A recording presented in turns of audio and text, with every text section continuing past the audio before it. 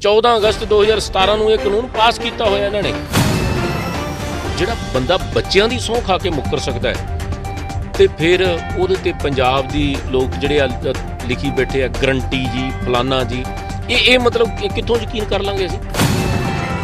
Congress party ਨੇ ਵਾਅਦੇ ਕੀਤੇ ਸੀ, ਉਹਦੇ ਚੋਂ ਕੋਈ ਵਾਅਦਾ ਜਿਹੜਾ ਪੂਰਾ ਨਹੀਂ ਕੀਤਾ। ਭਾਵੇਂ ਪੂਰਨ ਕਰਜ਼ਾ ਮਾਫੀ ਦਾ ਸੀ, ਭਾਵੇਂ ਘਰ ਘਰ ਨੌਕਰੀ ਦੇਣ ਦਾ ਸੀ, ਭਾਵੇਂ ਜੇ ਆਪਾਂ ਕਹੀਏ ਕਿ ਆਟੇ ਦਾਲ ਦੇ ਨਾਲ ਚੀਨੀ ਚਾਹ ਤੇ ਘਿਓ ਦੇਣੀ ਸੀ, 2500 ਪੈਨਸ਼ਨ ਸੀ, 51000 ਸ਼ਗਨ ਸੀ, ਵਗੈਰਾ ਵਗੈਰਾ ਜੋ ਵਾਅਦੇ ਕੀਤੇ ਸੀ ਕੋਈ ਉਹਨਾਂ ਨੇ ਪੂਰਾ ਨਹੀਂ ਕੀਤਾ। ਜੇਕਰ ਪ੍ਰਸ਼ਾਂਤ ਕਿਸ਼ੋਰ ਗੁਟਕਾ ਸਾਹਿਬ ਹੱਥ 'ਚ ਫੜਾ ਕੇ ਸਹੁੰ ਨਾ ਚੁਕਾਉਂਦਾ ਕੈਪਟਨ ਅਮਰਿੰਦਰ ਸਿੰਘ ਤੋਂ, ਤੇ ਸ਼ਾਇਦ ਲੋਕ ਯਕੀਨ ਨਾ ਕਰਦੇ, ਕਿਉਂਕਿ ਸਹੁੰ ਉਹਨਾਂ ਲੋਕਾਂ ਨੂੰ ਚੁੱਕਣੀ ਪੈਂਦੀ ਹੈ ਜਿਨ੍ਹਾਂ ਲੋਕਾਂ ਦੀ ਗੱਲ ਤੇ ਜ਼ੁਬਾਨ ਤੇ ਲੋਕ ਯਕੀਨ ਨਾ ਕਰਦੇ ਹੋਣ।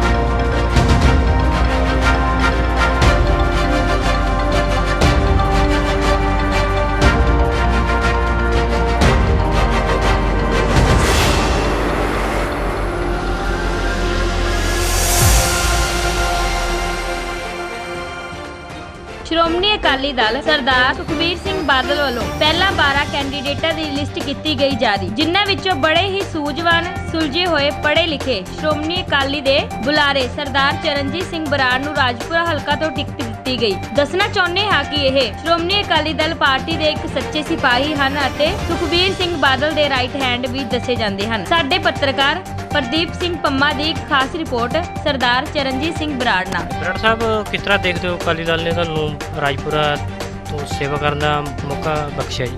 ਸਭ ਤੋਂ ਪਹਿਲਾਂ ਮੈਂ ਪਰਮੇਸ਼ਰ ਪਰਮਾਤਮਾ ਦਾ, ਸਾਡੇ ਧੰਨ ਧੰਨ ਸਾਹਿਬ ਸ੍ਰੀ ਗੁਰੂ ਗ੍ਰੰਥ ਸਾਹਿਬ ਜੀ ਦਾ ਧੰਨਵਾਦ ਕਰੂੰਗਾ ਜਿਨ੍ਹਾਂ ਨੇ ਮੈਨੂੰ ਇਹ ਸੇਵਾ ਬਖਸ਼ੀ ਹੈ। ਉਸ ਤੋਂ ਬਾਅਦ ਮੈਂ ਪਾਰਟੀ ਦੇ ਸਰਪ੍ਰਸਤ ਸਰਦਾਰ ਪ੍ਰਕਾਸ਼ ਸਿੰਘ ਜੀ ਬਾਦਲ ਸਾਹਿਬ, ਸਰਦਾਰ ਸੁਖਬੀਰ ਸਿੰਘ ਜੀ ਬਾਦਲ ਸਾਹਿਬ ਤੇ ਸਮੁੱਚੀ ਸੀਨੀਅਰ ਲੀਡਰਸ਼ਿਪ ਦਾ ਧੰਨਵਾਦ ਕਰੂੰਗਾ ਕਿ ਜਿਨ੍ਹਾਂ ਨੇ ਮੇਰੇ 'ਚ ਵਿਸ਼ਵਾਸ ਪ੍ਰਗਟ ਕਰਕੇ ਰਾਜਪੁਰਾ ਦੇ ਲੋਕਾਂ ਦੀ ਸੇਵਾ ਦੇ ਵਿੱਚ ਭੇਜਿਆ। ਤੇ ਮੈਂ ਉਹਨਾਂ ਨੂੰ ਆਪਣੇ ਵੱਲੋਂ ਇਹ ਯਕੀਨ ਦਿਵਾਉਣਾ ਹੈ ਕਿ ਸਮੁੱਚੀ ਰਾਜਪੁਰਾ ਦੀ ਸੀਨੀਅਰ ਲੀਡਰਸ਼ਿਪ, ਵਰਕਰ ਸਹਿਬਾਨ, ਵੋਟਰ ਸਹਿਬਾਨ, ਬਹੁਜਨ ਸਮਾਜ ਪਾਰਟੀ ਦੇ ਲੀਡਰ ਸਹਿਬਾਨ, ਵੋਟਰ ਸਹਿਬਾਨ, ਵਰਕਰ ਸਹਿਬਾਨ, ਸਭ ਨੂੰ ਨਾਲ ਲੈ ਕੇ ਚੱਲ ਕੇ ਔਰ 2022 ਦਾ ਇਲੈਕਸ਼ਨ ਜਿਹੜਾ ਜਿੱਤ ਕੇ ਗੱਠਜੋੜ ਦੀ ਸਰਕਾਰ ਦੇ ਵਿੱਚ ਹਿੱਸਾ ਪਾਉਣਾ।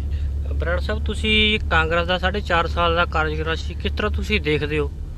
ਦੇਖੋ, ਇੱਕ ਗੱਲ ਹੈ ਕਿ ਜੋ ਮੁੱਖ ਮੰਤਰੀ ਨੇ, ਕਾਂਗਰਸ ਪਾਰਟੀ ਨੇ ਵਾਅਦੇ ਕੀਤੇ ਸੀ, ਉਹਦੇ ਚੋਂ ਕੋਈ ਵਾਅਦਾ ਜਿਹੜਾ ਪੂਰਾ ਨਹੀਂ ਕੀਤਾ। ਭਾਵੇਂ ਪੂਰਨ ਕਰਜ਼ਾ ਮਾਫੀ ਦਾ ਸੀ, ਭਾਵੇਂ ਘਰ ਘਰ ਨੌਕਰੀ ਦੇਣ ਦਾ ਸੀ, ਭਾਵੇਂ ਜੇ ਆਪਾਂ ਕਹੀਏ ਕਿ ਆਟੇ ਦਾਲ ਦੇ ਨਾਲ ਚੀਨੀ ਚਾਹ ਤੇ ਘਿਓ ਦੇਣੀ ਸੀ, 2500 ਪੈਨਸ਼ਨ ਸੀ, 51000 ਸ਼ਗਨ ਸੀ, ਵਗੈਰਾ ਵਗੈਰਾ ਜੋ ਵਾਅਦੇ ਕੀਤੇ ਸੀ ਕੋਈ ਉਹਨਾਂ ਨੇ ਪੂਰਾ ਨਹੀਂ ਕੀਤਾ। ਨੌਜਵਾਨਾਂ ਦੀ ਨੌਕਰੀਆਂ ਪਿੱਛੇ ਬਹੁਤ ਜ਼ਿਆਦਾ ਵੱਡੇ ਲਾਲਚ ਦਿੱਤੇ ਗਏ ਸੀ, ਜਾਂ ਭੱਤਾ ਦਿੱਤਾ ਜਾਊ ਜਾਂ ਨੌਕਰੀ ਦਿੱਤੀ ਜਾਊ, ਪਰ ਤੁਹਾਡੇ ਸਾਹਮਣੇ ਹੈ ਕਿ ਜਿਹੜੀਆਂ ਨੌਕਰੀਆਂ 1.5 ਲੱਖ ਦੇ ਕਰੀਬ ਪੰਜਾਬ ਸਰਕਾਰ ਦੀਆਂ ਖਾਲੀ ਵੀ ਪਈਆਂ, ਉਹ ਵੀ ਨਹੀਂ ਭਰ ਹੋਈਆਂ।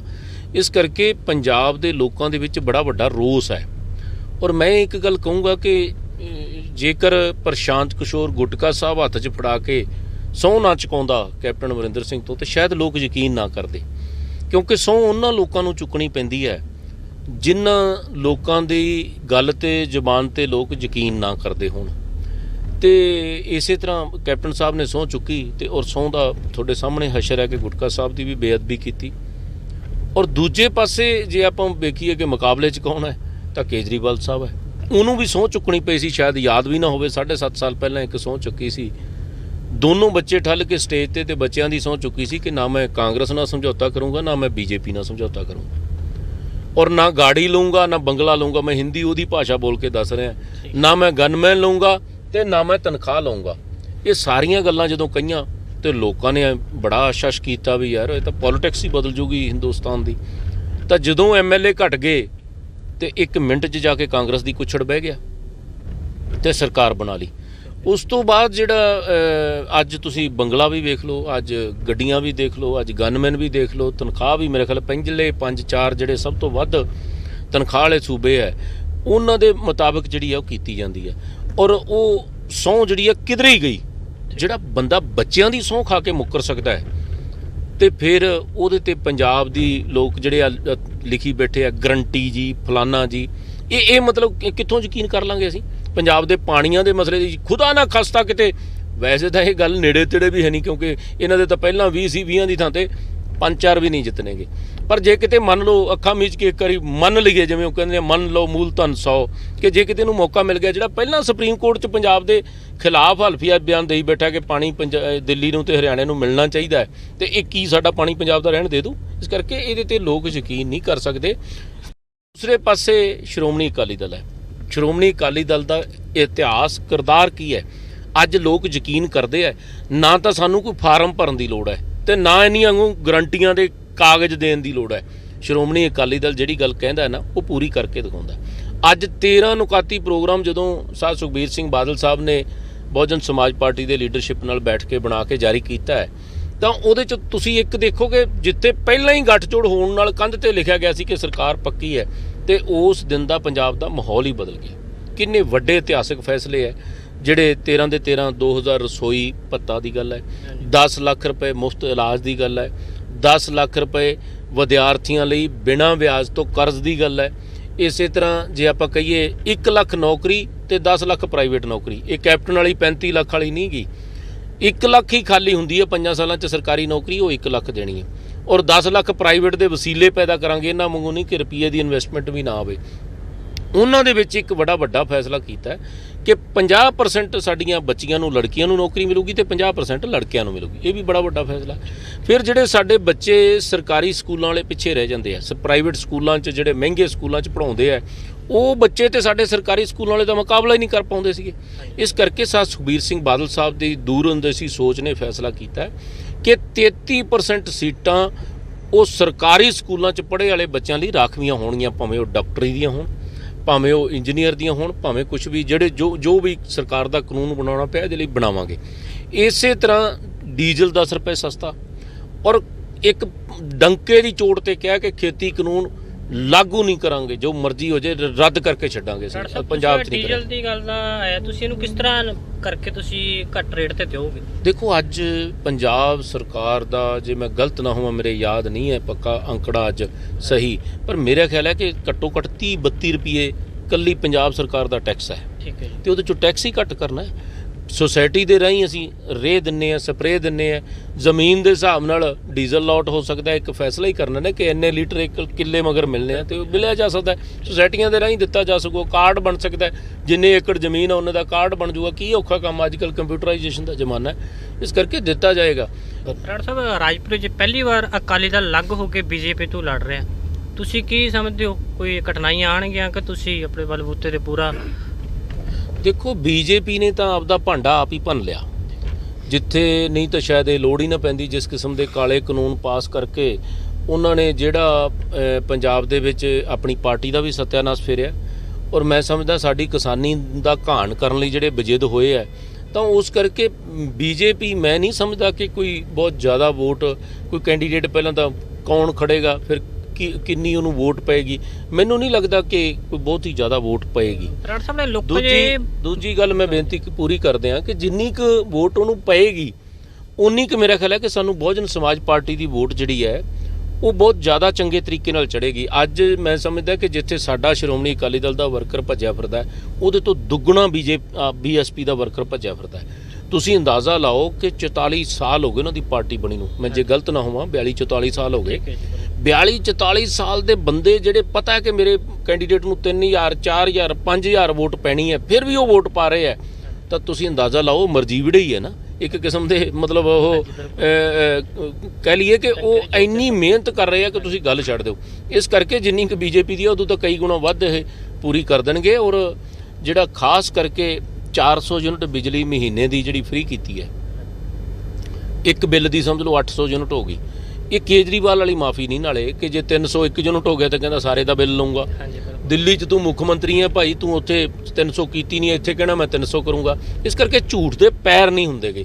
ਜਿਹੜੀ ਇਹ ਸਭ ਤੋਂ ਵੱਧ ਸਾਡੇ ਗਰੀਬਾਂ ਦੇ ਵਿੱਚ ਜਾਂ ਘਰੇਲੂ ਬਿਜਲੀ ਜਦੋਂ ਸਾਰਿਆਂ ਲਈ ਫ੍ਰੀ ਕਰਤੀ 400 ਯੂਨਿਟ ਮਹੀਨੇ ਦੀ ਤੇ 800 ਯੂਨਿਟ ਹੋ ਗਈ 2 ਮਹੀਨਿਆਂ ਦੀ, ਤਾਂ ਮੈਨੂੰ ਲੱਗਦਾ ਜਿਹਦੇ ਘਰ 'ਚ AC ਹੈ ਨਹੀਂਗਾ ਉਹਨੂੰ ਤਾਂ ਬਿੱਲ ਹੀ ਨਹੀਂ ਆਉਣਾਗਾ। 80-90% ਲੋਕ ਜਿਹੜੇ ਬਿਨਾਂ ਏਸੀਆਂ ਤੋਂ ਅੱਜ ਵੀ ਜੇ ਗੁਜ਼ਾਰਾ ਕਰਦੇ ਆ ਤਾਂ ਮੈਨੂੰ ਲੱਗਦਾ ਉਹਨਾਂ ਨੂੰ ਸ਼ਾਇਦ ਬਿੱਲ ਹੀ ਨਾ ਆਵੇ। ਇਹ ਤੋਂ ਵੱਡਾ ਹੋਰ ਕੀ ਫਾਇਦਾ ਹੋ ਸਕਦਾ। ਇਸ ਕਰਕੇ ਪਰਮਾਤਮਾ ਤੋਂ ਡਰ ਕੇ ਕਹਿਣੇ ਆ। ਔਰ ਖਾਸ ਕਰਕੇ ਰਾਜਪੁਰੇ ਦੇ ਵਿੱਚ ਜਦੋਂ ਦਾ ਮੈਂ ਆਇਆ, ਮੈਂ ਇੱਕ ਚੀਜ਼ ਦੇਖੀ ਹੈ ਕਿ ਬੜਾ ਡਰ ਤੇ ਸਹਿਮ ਤੇ ਭੈ ਦਾ ਮਾਹੌਲ ਹੈ। ਉਹ ਕਿਵੇਂ ਪੈਦਾ ਹੋਇਆ? ਮੁੱਖ ਮੰਤਰੀ ਦਾ ਜ਼ਿਲ੍ਹਾ, ਜਿੰਨੀ ਕਿ ਥੋੜ੍ਹੀ ਬਹੁਤੀ ਤਾਕਤ MLA ਨੂੰ ਮਿਲੀ ਹੈ ਇੱਥੇ, ਉਹ ਇੱਕੋ ਹੀ ਕੰਮ ਤੇ ਲਾਈ ਹੈ, ਸਿਆਸੀ ਵਿਰੋਧੀਆਂ ਤੇ ਪਰਚੇ ਕਰਨ ਲਈ। ਸਿਆਸੀ ਵਿਰੋਧੀ ਜੇ ਕੋਈ ਹੈਗਾ ਉਹਦਾ ਬਿਜ਼ਨਸ ਖਰਾਬ ਕਰਨ ਲਈ। ਸਿਆਸੀ ਵਿਰੋਧੀ ਜੇ ਕੋਈ ਹੈਗਾ ਤਾਂ ਕੋਈ ਚੰਗੀ ਚੀਜ਼ ਜੇ ਚੰਗੀ ਲੱਗੀ ਤਾਂ ਉਹ ਉਨੀਕੀ ਕਰਨ ਲਈ। ਇਹ ਕੋਈ ਸਿਆਸਤ ਦਾ ਕੰਮ ਹੈ। ਔਰ ਕੰਮ ਕੀ ਹੈ? ਕੰਮ ਇਹ ਹੈ ਵੀ ਵੱਡੀਆਂ ਸ਼ਰਾਬ ਦੀਆਂ ਫੈਕਟਰੀਆਂ 'ਚ ਨਾ ਬੋਲਦੇ ਆ। ਇੱਥੇ ਕਿਸੇ ਤੋਂ ਸ਼ਰਾਬ ਦਾ ਤੌੜਾ ਫੜਿਆ ਜਾਵੇ ਤੇ ਤਾਂ ਫੜ ਕੇ ਪੁਲਿਸ ਡੰਡੇ ਮਾਰਦੀ ਹੈ, ਤੇ ਇੱਥੇ ਫੈਕਟਰੀਆਂ ਵੀ ਫੜੀਆਂ ਜਾਂਦੀਆਂ ਹੈ, ਨਾਂ ਵੀ ਬੋਲੀ ਜਾਂਦੇ ਹੈ ਤੇ ਪਰਚਾ ਵੀ ਨਹੀਂ ਦਰਜ ਹੁੰਦਾ। 135 ਬੰਦੇ ਮਰ ਗਏ ਤੇ ਕਿਸੇ ਦੇ ਖਿਲਾਫ ਪਰਚਾ ਦਰਜ ਹੀ ਨਹੀਂ ਹੈ। ਇਸ ਕਰਕੇ ਮੈਂ ਸਮਝਦਾ ਪਾਪਾਂ ਦਾ ਘੜਾ ਜਿਹੜਾ ਇਹਨਾਂ ਦਾ ਭਰਿਆ ਪਿਆ।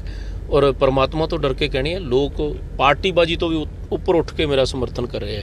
ਬਹੁਤ ਜ਼ਿਆਦਾ ਚੰਗਾ ਮਾਹੌਲ ਹੈ। ਪਰਮਾਤਮਾ ਤੋਂ ਡਰ ਕੇ ਕਹਿਣੇ ਆ, ਬੜੀ ਵਧੀਆ ਸ਼ਾਨਦਾਰ ਜਿੱਤਾਂਗੇ। ਤੇ ਬਰਾੜ ਸਾਹਿਬ, ਇੱਕ ਨਾ ਲੋਕਾਂ 'ਚ ਇਹ ਬਹੁਤ ਭਰਮ ਹੈ ਵੀ ਜਦੋਂ ਕਾਨੂੰਨ ਪਾਸ ਹੋਏ ਸੀ ਵੀ ਅਕਾਲੀ ਦਲ ਦਾ ਅਹਿਮ ਰੋਲ ਸੀ, ਉਹ ਕੀ ਭਰਮ ਨੇ, ਕੀ ਕਾਰਨ ਨੇ, ਉਹ ਤੁਸੀਂ ਦੱਸੋ ਜੀ ਸਾਨੂੰ। ਦੇਖੋ, ਇੱਕ ਬੇਨਤੀ ਹੈ ਕਿ ਜੇ ਕਾਨੂੰਨ ਜਦੋਂ ਆਰਡੀਨੈਂਸ ਆਇਆ ਤਾਂ ਹੁਣ ਤਾਂ ਉਹ ਨਸ਼ਰ ਵੀ ਕਰਤਾ ਸੀ, ਜਿਹੜਾ ਉਸ ਵੇਲੇ ਵੀ ਅਸਤੀਫਾ ਲਿਖਿਆ ਸੀ। ਠੀਕ।